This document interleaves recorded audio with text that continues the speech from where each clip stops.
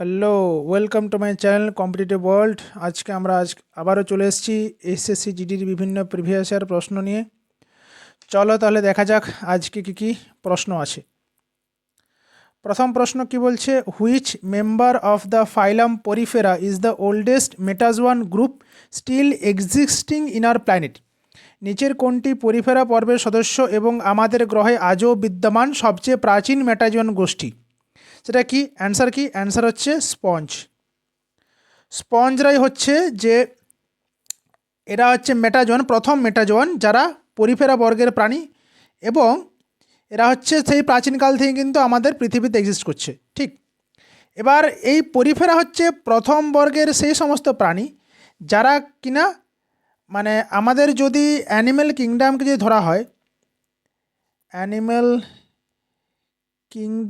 ধরা হয়, তাহলে অ্যানিম্যাল কিংডমের মধ্যে প্রথমে যারা আসে সেটা হচ্ছে প্রোটোজোয়া, এবং এর পরেই আসে কিন্তু মেটাজোয়ানরা। মেটাজোয়ার মধ্যে কারা আছে না, মেটাজোয়ার মধ্যে পরিফেরা আছে, রাইট। এবারে প্রোটোজোয়া কারা? এরা হচ্ছে তোমার ইউনিসেলুলার বডি, ইউনিসেলুলার বডি, আর এরা হচ্ছে মাল্টিসেলুলার বডি। সেলুলার প্রথম যদি মাল্টিসেলুলার কারা, সেটা হচ্ছে পরিফেরা পর্বের প্রাণীরা। ঠিক আছে, চলো এবার নেক্সট প্রশ্ন কি আছে, which of the following gharanas of Kathak was Pandit Ishwari Prasad related to? Pandit Ishwari Prasad নিচের কোন ঘরানার সঙ্গে যুক্ত ছিলেন? বেনারস ঘরানা, রায়গড় ঘরানা, জয়পুর ঘরানা না লখনৌ ঘরানা? উত্তর কি হবে? উত্তর হচ্ছে ইনি লখনৌ ঘরানার সঙ্গে যুক্ত ছিলেন। ইনি যুক্ত ছিলেন লখনৌ ঘরানার সঙ্গে। ঠিক আছে, এবার দেখে নিই যে বেনারস ঘরানার কে প্রতিষ্ঠাতা? এনার নাম হচ্ছে জানকী প্রসাদ। ওকে, চলো এবার আছে নেক্সট প্রশ্ন কি আছে। পরবর্তী প্রশ্ন, what does the term commerce mainly refer to? Commerce শব্দটি কিসের সঙ্গে সংযুক্ত? প্রোডাকশন অফ গুডস, নাকি ডিস্ট্রিবিউশন অফ গুডস, নাকি এগ্রিকালচারাল অ্যাক্টিভিটি, নাকি ম্যানুফ্যাকচারিং গুডস? পণ্য উৎপাদন, নাকি পণ্যের বন্টন, নাকি কৃষিকাজ, নাকি পণ্য উৎপাদন শিল্প? উত্তরটা হচ্ছে কি পণ্যের বন্টন বা distribution of goods. Commerce and service আমরা পড়ি না, ওটা কিসের ক্ষেত্রে? না, ডিস্ট্রিবিউশন অফ গুডসের ক্ষেত্রে। Production goods, agriculture activity, manufacturing good, এগুলো সবগুলোই হচ্ছে তোমার প্রোডাকশনের উপর নির্ভরশীল। প্রোডাকশন। ঠিক আছে, চলো এবার পরের প্রশ্ন দেখা যাক কি আছে। যে the period when we find environmental changes beginning about 12,000 years ago till about 10,000 years ago is called? না, প্রায় 12,000 বছর আগের থেকে 10,000 বছর আগে পর্যন্ত যে সময়কালে উল্লেখযোগ্য পরিবেশগত পরিবর্তন লক্ষ্য করা যায় সেই সময়কালকে কি বলা হয়? মেজোলিথিক, মাইক্রোলিথিক, নিওলিথিক, নাকি প্যালিওলিথিক? উত্তরটা কি হবে? মধ্যপ্রস্তর যুগ, নাকি নব্যপ্রস্তর যুগ, নাকি প্রাচীন প্রস্তর যুগ? উত্তরটা অবশ্যই হবে মিজোলিথিক বা মধ্যপ্রস্তর যুগ। ঠিক আছে, এবার এটা তোমার টাইম পিরিয়ড কত? না, মোটামুটি 12,000 থেকে 10,000, কেউ 12,000 থেকে 8,000 পর্যন্ত বলেন। ঠিক আছে, আর নিওলিথিক যুগ কত? নিওলিথিক যুগ মোটামুটি 8,000 থেকে 6,000 বিসি পর্যন্ত বিস্তৃত। ঠিক আছে, আর প্যালিওলিথিক কত? প্যালিওলিথিক 30,000 থেকে 10,000, বেশি দিন দেখা গেল 30,000 থেকে 10,000, মোটামুটি একটা অ্যাপ্রক্সিমেশন আইডিয়া। এবার এই যে মধ্যপ্রস্তর যুগের একটা বিশেষ বৈশিষ্ট্য হচ্ছে মাইক্রোলিথিস। এটা কোথায় পাওয়া যায়? না, এটা তোমার হচ্ছে মিজোলিথিক পিরিয়ডে পাওয়া যায়। এটা হচ্ছে সূক্ষ্ম অস্ত্র শস্ত্র। তো তখন কী হতো, কিছু কিছু সেই সময়কার সূক্ষ্ম অস্ত্র ব্যবহার করা হতো বলে এই জন্য মিজোলিথিক এজটাকে আমরা মিজোলিথিক এজে পাওয়া যেত মাইক্রোলিথ। ঠিক আছে, এবার এই যে নিওলিথিক এজটা বললাম, এটা তোমার হচ্ছে নব্যপ্রস্তর যুগ। এখানে আরও এই যে পাথরের যে হাতিয়ার ছিল সেই হাতিয়ারগুলো আরও বেশি শার্প হয়, এবং নিওলিথিক যুগটাকে নিওলিথিক রেভলিউশন বলেছেন। এক সেকেন্ড, আমি let me go to the next slide. এই যে নিওলিথিক যুগটাকে নিওলিথিক এজটাকে নিওলিথিক রেভলিউশন বলেছেন। নিওলিথিক রেভলিউশন বলেছেন গর্ডন চাইল্ড। এটা কিন্তু একটা ইম্পর্টেন্ট কোশ্চেন। চলো এর নেক্সট প্রশ্ন কি আছে দেখি। The right two education was designated as a fundamental right through which amendment of the Indian Constitution?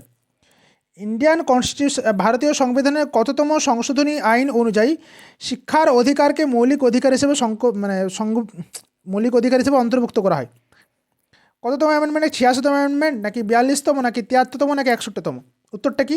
উত্তরটা হচ্ছে 86তম অ্যামেন্ডমেন্ট। ঠিক, 86th অ্যামেন্ডমেন্ট অফ 2002। ঠিক, এটা কি হয়েছিল, এখানে তোমার হচ্ছে এডুকেশন, প্রাইমারি এডুকেশনে কী করা হয়, became the fundamental rights. Primary education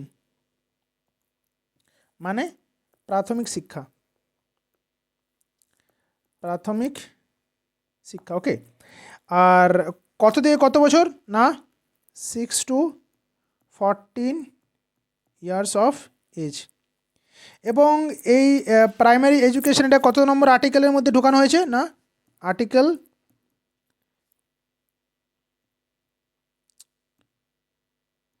21A। 21A-তে একে ইনক্লুড করা আছে। ঠিক আছে, চলো তাহলে আসি নেক্সট প্রশ্নে। Which sector contributes more to GDP at higher level of development? উন্নয়নের উচ্চ স্তরে কোন ক্ষেত্রটি জিডিপিতে সর্বাধিক বেশি অবদান রাখে? ইন্ডাস্ট্রিয়াল সেক্টর মানে শিল্পক্ষেত্র, নাকি সার্ভিস সেক্টর পরিষেবার ক্ষেত্র, এগ্রিকালচার সেক্টর কৃষিক্ষেত্র, নাকি ফরেন সেক্টর না বৈদেশিক ক্ষেত্র? উত্তরটা কী হবে? উত্তর হবে আমাদের more to contributes more to the GDP, উত্তর হবে আমাদের সার্ভিস সেক্টর, পরিষেবা ক্ষেত্র। এবারে এই যে সার্ভিস সেক্টর, এটাকে আমরা আর কী নামে চিনি? এটাকে আমরা টার্সিয়ারি সেক্টর নামে চিনি, টার্সিয়ারি সেক্টর নামে চিনি। তাহলে চলো ছোট্ট করে জেনে নিই যে সেক্টরগুলো সম্পর্কে। প্রথম নম্বর হচ্ছে প্রাইমারি সেক্টর। প্রাইমারি সেক্টর এটা কিসের সঙ্গে জড়িত না, ভারতবর্ষের কৃষি ক্ষেত্রের সঙ্গে জড়িত,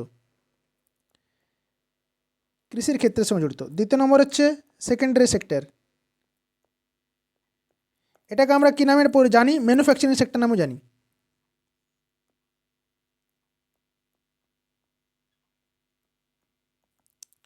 ম্যানুফ্যাকচারিং সেক্টর এটা হচ্ছে তোমার কি, যে কোনো সমস্ত ইন্ডাস্ট্রিগুলো এর মধ্যে ঢুকে যাচ্ছে, রাইট। 3 নম্বর যে সার্ভিস সেক্টর, সরি আগে প্রথম টার্সেট লিখি,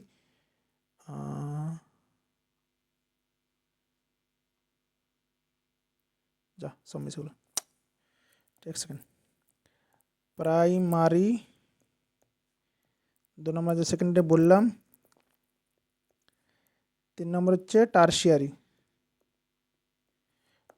বা সার্ভিস সেক্টর। এটা করো যত সমস্ত সার্ভিস রিলেটেড জব আছে, সেটা ব্যাংকিং থেকে শুরু করে,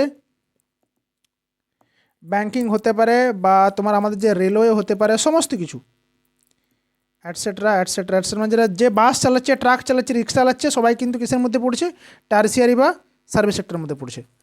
চলো দেখি নেক্সট প্রশ্ন কী আছে। A serve must pass the short service line which is 1.98 metre from the net. The short service line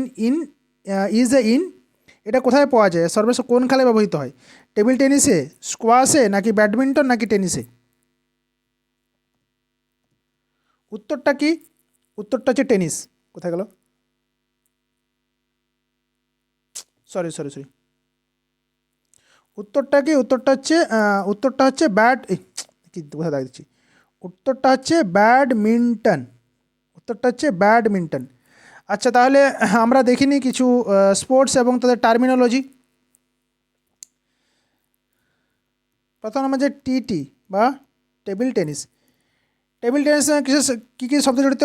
late, service, smash,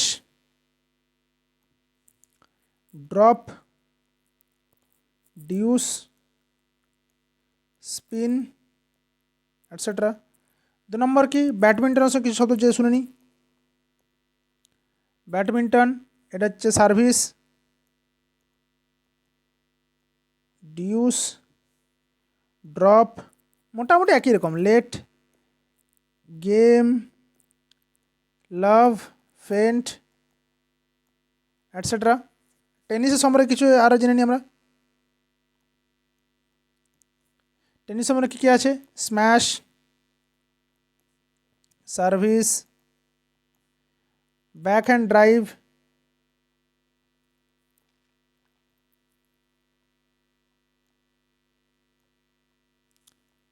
back hand drive, ঠিক আছে, অ্যাডভান্টেজ,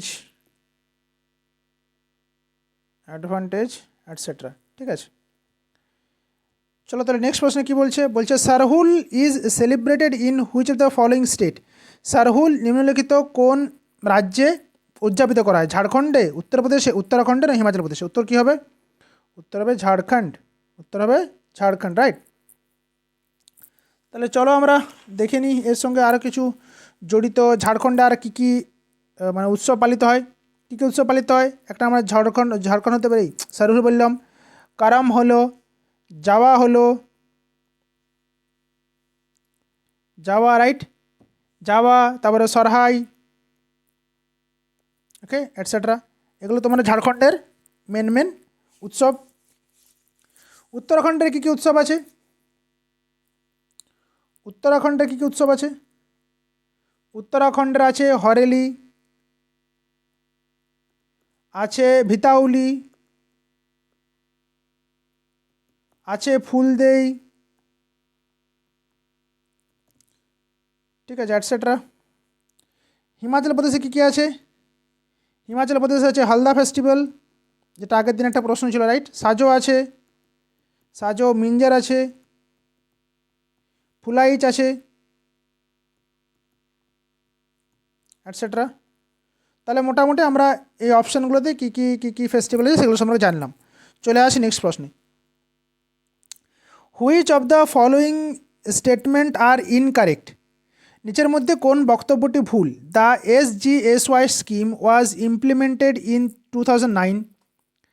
SGSY প্রকল্পটি 2009 সালে কার্যকর করা হয়েছিল। The primary objective of SGSY scheme was to promote and attempt self employment. SGSY প্রকল্পের প্রধান উদ্দেশ্য ছিল স্বনির্ভরযুক্ত গোষ্ঠী সৃষ্টি উন্নতি করা। আর SGSY scheme performed well in Andhra Pradesh. SGSY প্রকল্পটি অন্ধ্রপ্রদেশে ভালো ফলাফল করেছিল। এর মধ্যে কোনটি সঠিক? শুধুমাত্র 1, শুধুমাত্র 2 এবং 3, শুধুমাত্র 3 না শুধুমাত্র 2? উত্তর কী হবে? উত্তর শুধুমাত্র 1। কোনটি ইনকারেক্ট বলেছে, রাইট, ইনকারেক্ট, কোনটি ভুল? উত্তর হচ্ছে শুধুমাত্র 1। এটা তোমার 2009 সালে না, এটা তোমার প্রতিষ্ঠা হচ্ছে 1999-এ, ওকে। এবং এই যে SGSY, এটা তোমার হচ্ছে স্বর্ণ জয়ন্তী গ্রাম স্বরোজগার যোজনা, স্বর্ণ জয়ন্তী গ্রাম স্বরোজগার, SWAROZGAR, স্বরোজগার যোজনা, যোজনা, ঠিক আছে। এটা মেনলি ইয়েদের কাদের ক্ষেত্রে না গ্রাম বলেছে, তাহলে গ্রামীণ এলাকার জন্য এটা। এবং গ্রামীণ এলাকাদের কী করতে হবে না, এই যে promote attend self employment promote করার জন্য। চলো দেখে নিই নেক্সট প্রশ্ন কী আছে। এই যে on 20th July 1969 with whom did American astronaut Neil Armstrong became the first human to land on the moon? 1969 সালে 20 জুলাই আমেরিকান নভোচারী নীল আর্মস্ট্রং চাঁদে অবতরণকারী প্রথম মানুষ হন। তার সঙ্গে কে ছিলেন? John Glenn, Yuri Gagarin, Edwin Aldrin নাকি Alan Shepard? John Glenn, Yuri Gagarin, Edwin Aldrin, Alan Shepard. কি অ্যান্সার কী হবে? অ্যান্সার হচ্ছে এডউইন অল্ড্রিন। ইনি নীল আর্মস্ট্রংয়ের সঙ্গে ছিলেন। এই যে ওনার যে মিশন, এই মিশনটা কী নামে পরিচিত? ওনার এই মিশনটা কী নামে পরিচিত? ওনাদের যে মিশনটা ছিল অ্যাপোলো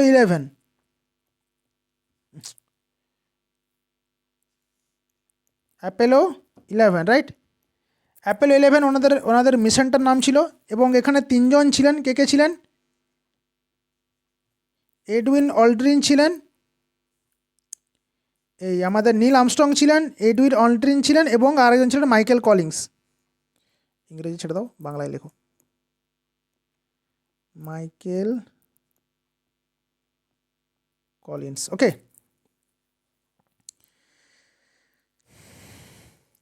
এবার আসি পরের প্রশ্নে। Which of the following pairs is correctly match regarding the constitutional body and it's nodal ministry?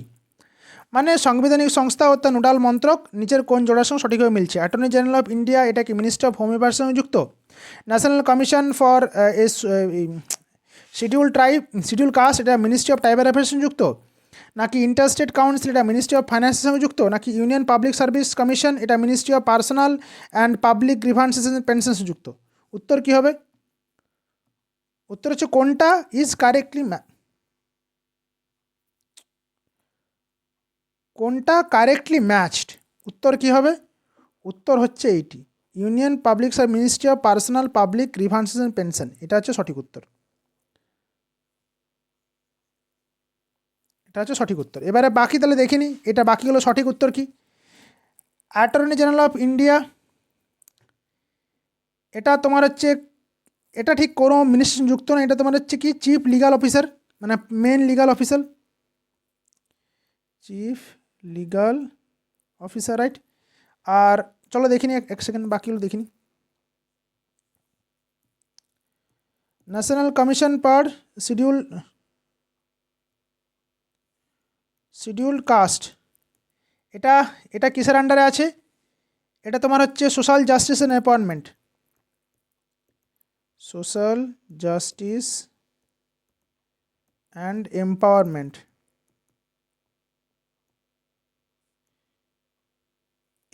Social justice and empowerment এই মিনিস্ট্রি আন্ডারে আছে।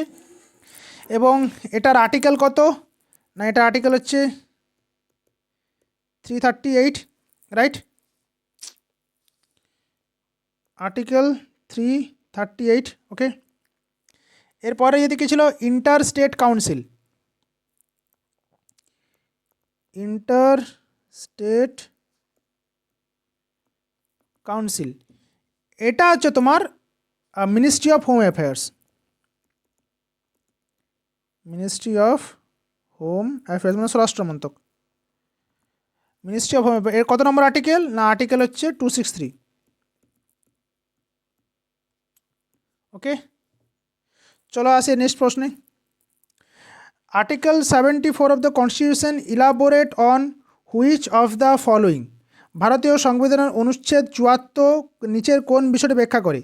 Appointment of chief justice by president, রাষ্ট্রপতি কর্তৃক প্রধান বিচারপতির নিয়োগ, অ্যাপয়েন্টমেন্ট অফ ভাইস প্রেসিডেন্ট, রাষ্ট্রপতি কর্তৃক উপরাষ্ট্রপতির নিয়োগ, রাষ্ট্রপতিকে council of ministers to aid and advise president, রাষ্ট্রপতিকে সহায়তা পরামর্শ দেওয়ার জন্য মন্ত্রিসভা, আর একটা হচ্ছে appointment of chairman of finance commission. যা, এই লেখাটা নিচের দিকে চলে গেছে, ঠিক আছে, জানি কী করা যাবে। অ্যান্সারটা কি? অ্যান্সারটা হচ্ছে তোমার এই যে council of ministers to aid and advise to the president, মানে কাউন্সিল অফ মিনিস্টার কী করবে? সবসময় প্রেসিডেন্টকে এড এবং অ্যাডভাইস করবে, ঠিক আছে।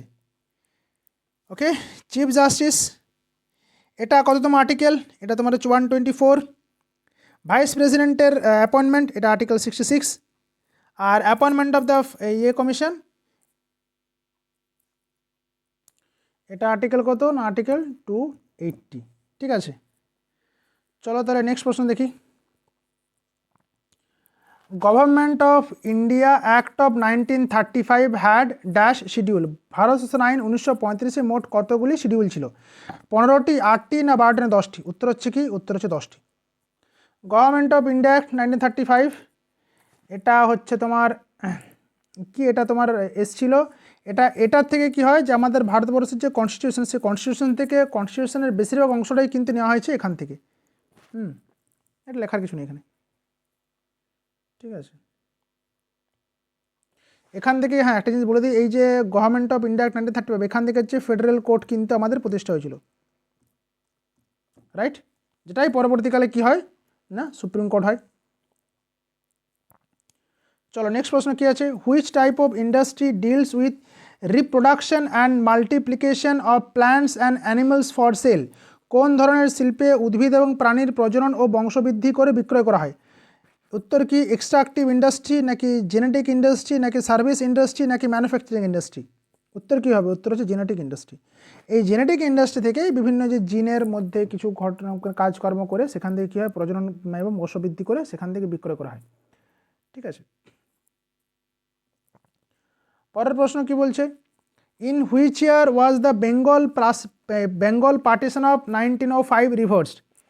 1905 সালের বঙ্গভঙ্গ কোন বছর রদ করা হয়? উত্তর কি 1919, না 1920, 1911, 1907? উত্তর কি 1911। ঠিক, 1911। তাহলে যদি বলে যে পার্টিশন কবে চালু হয়েছিল না কবে কমেন্স করার কথা ছিল, না ওটা ছিল 16 অক্টোবর 1905। কার আমলে? না লর্ড কার্জন। ঠিক কিনা? আর এই যে 1911, এই সময় কে ছিলেন? এই সময় ছিলেন Lord Hardinge two. Lord Hardinge two. ঠিক আছে, চলো নেক্সট প্রশ্ন। Organisms when faced with new circumstances and surroundings start adapting new characters to fit into their environment. This is termed as, জীবেরা যখন নতুন পরিস্থিতির সম্মুখীন হয় তখন সেই পরিবেশের সঙ্গে মানিয়ে নিতে নতুন বৈশিষ্ট্য ও আচরণ গ্রহণ করে। এই প্রক্রিয়াটাকে কী বলা হয়? আইসোলেশন বলা হয়, নাকি মিমিক্রি বলা হয়? আইসোলেশন মানে বিচ্ছিন্নতা, মিমিক্রি মানে অনুকরণ, নাকি প্রজাতি গঠন, নাকি স্পেশিয়েশন, নাকি আচরণগত অভিযোজন, নাকি বিহেভিয়ারাল অ্যাডাপ্টেশন? উত্তর কী হবে? উত্তর হচ্ছে বিহেভিয়ারাল অ্যাডাপ্টেশন। ঠিক আছে, যেমন ধরো তিমি তো অ্যাকচুয়ালি স্তন্যপায়ী, তাই না? কিন্তু এ কী করছে? জলে থাকছে। তাহলে এ জলে থাকতে থাকতে কী হচ্ছে, ওর তিমির যে শেপটা সেটা কী হয়েছে? মাছের মতো হয়ে গেছে। ঠিক কিনা? এবং এদের স্কিনে কোনো লোম থাকে না। ঠিক কিনা? তাহলে এই যে তিমি, সে তো ছিল স্তন্যপায়ী, কিন্তু যেহেতু জলে চলে গেছে তাহলে জলের জন্য কী করছে? ও নিজে অ্যাডাপ্ট করে নিয়েছে। এটাকেই বলা হচ্ছে বিহেভিয়ারাল অ্যাডাপ্টেশন। ওকে, এই প্রশ্নে কি আছে না বলছে যে how does a budget deficit affects a nation's economy? বাজেটের ঘাটতি একটি দেশের অর্থনীতিতে কী প্রভাব ফেলতে পারে? It indicates a surplus in government spending, এটি সরকারের ব্যয় উদ্ধৃতি নির্দেশ করে। It may lead to increase government borrowing, এটি সরকারের ঋণ গ্রহণ বাড়াতে পারে। It results in a decrease in public spending, এটি সরকারের ব্যয় হ্রাস ঘটায়। নাকি it always lead to immediate economic growth, এটা সবসময় তাৎক্ষণিক অর্থনৈতিক প্রবৃদ্ধি ঘটায়। উত্তর কী হবে? উত্তর হচ্ছে এই যে অপশন 2, ইট may lead two increased government borrowing, এটি সরকারের ঋণ গ্রহণ বাড়াতে পারে। আচ্ছা, কীরকমভাবে জিনিসটা হয় দেখো, প্রথমে হচ্ছে কি আমাদের সরকারের কাছে কি করছে? আমি ডেফিসিট আছে। ডেফিসিট মানে কি? ডেফিসিট মানে হচ্ছে যেখানে এক্সপেন্ডিচার সেটা বেশি, কার তুলনায় রেভিনিউর থেকে, মানে ব্যয় বেশি আয়ের থেকে। তাহলে যেহেতু এই যে ব্যয় বেশি, তাহলে আমাকে তো যখন ব্যয় করতে হবে নাকি, তার জন্য তো টাকা লাগবে। সেই যে ঘাটতি, সেই ঘাটতিটাও কোথা থেকে পূরণ করে? সেই ঘাটতিটা পূরণ করে,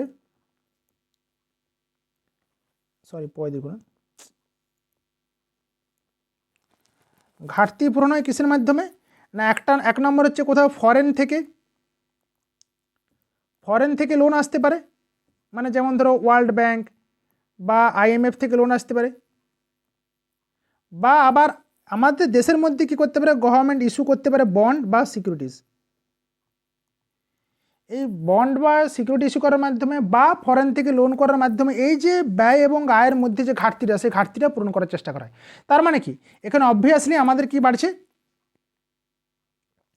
আমাদের বাড়ছে, এই ইনক্রিজিং গভর্নমেন্টের বোরোয়িং বাড়ছে। ঠিক আছে, চলো দেখি এবার পরের প্রশ্নে। উস্তাদ বিসমিল্লাহ খান যুব পুরস্কার of the সঙ্গীত নাটক academy is not awarded in which of the following categories? সঙ্গীত নাটক একাডেমি প্রদত্ত উস্তাদ বিসমিল্লাহ খান যুব পুরস্কার নিচের কোন বিভাগে প্রদান করা হয় না? এই নাটা কিন্তু ইজ নট বিশাল ইম্পর্টেন্ট, এবং এটাকে মন দিয়ে নটের পেছনে কাজ করতে হবে। উত্তরটা কি? সঙ্গীত নাকি ডান্স নাকি থিয়েটার নাকি লিটারেচার? উত্তর কি? উত্তর হচ্ছে লিটারেচারে কিন্তু সঙ্গীত নাটক একাডেমি থেকে উস্তাদ বিসমিল্লাহ খান যুব পুরস্কার দেওয়া হয় না। আচ্ছা, তাহলে যদি আমাদেরকে প্রশ্ন করি উস্তাদ বিসমিল্লাহ খান ইনি কিসের সঙ্গে যুক্ত? না ইনি শেহনাইয়ের সঙ্গে যুক্ত।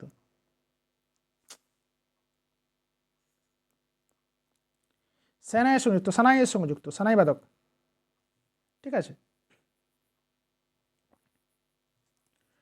পরের প্রশ্ন কি বলছে, গোপীনাথ বলছি, sorry, Gopatha Brahmana is related to which of the following বেদ?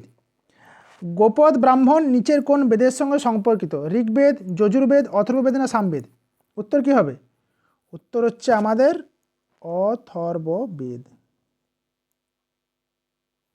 অথর্ববেদ, এটা কি সঙ্গে অথর্ববেদ। তাহলে আমাদের কিন্তু প্রত্যেকটা যে 4 বেদ আছে, চতুর্বেদ আছে, চতুর্বেদের কিন্তু প্রত্যেকটা বেদের সঙ্গেই কিন্তু এক একটা করে ব্রাহ্মণা যুক্ত আছে। ঋগ্বেদের সঙ্গে কি ব্রাহ্মণা আছে? ঋগ্বেদের সঙ্গে ব্রাহ্মণ আছে, সেটা তোমার আইতিরেয় ব্রাহ্মণ, ঐতিরেয় ব্রাহ্মণ, আইতেরেয় মানে হচ্ছে ঐতিরেয় ব্রাহ্মণ। যজুর্বেদের সঙ্গে দুটো আছে, শতপথ ব্রাহ্মণ এবং তাইত্রিয় ব্রাহ্মণ।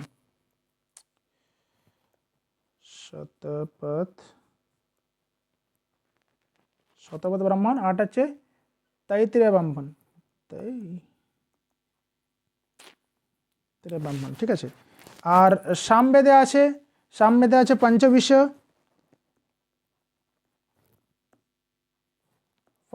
ব্রাহ্মণ, তাণ্ডব ব্রাহ্মণ আর জৈমিনীয় ব্রাহ্মণ।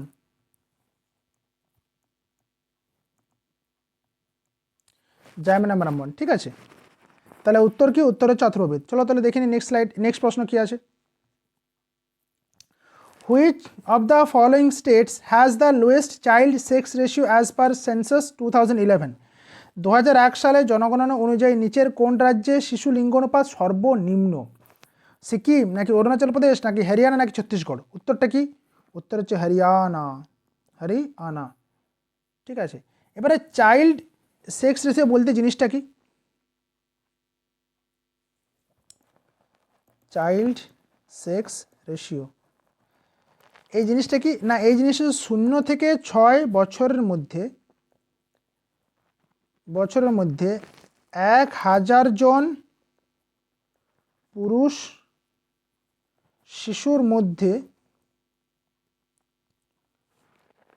কতজন মহিলা শিশু, মানে মেয়ে শিশু, মহিলা শিশু বলাটা কি কোনটা খারাপ শোনাচ্ছে,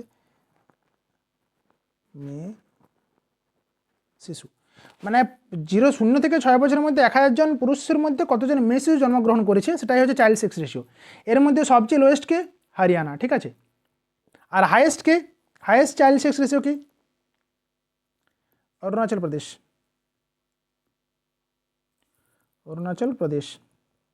ঠিক আছে, আমাদের হাইয়েস্ট সেক্স রেশিও কার? Highest child, highest sex ratio কার? হচ্ছে কেরালা।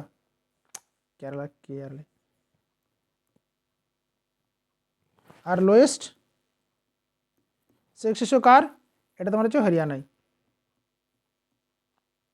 ওকে, তাহলে আমরা 20টা প্রশ্নের উত্তর দিলাম। যদি তোমাদের প্রশ্নগুলো ভালো লেগে থাকে অবশ্যই চ্যানেলটাকে লাইক করো, সাবস্ক্রাইব করো, আর সাবস্ক্রাইব করো, আর কি করবে, আর বন্ধুর সাথে শেয়ার করতে ভুলো না। তাহলে আজকের ক্লাস এই পর্যন্তই। সবাইকে থ্যাংক ইউ এতক্ষণ পর্যন্ত আমার সাথে ক্লাস করার জন্য। চলো দেখা হচ্ছে নেক্সট ক্লাসে, ততক্ষণের জন্য টাটা, বাই বাই, সায়োনারা।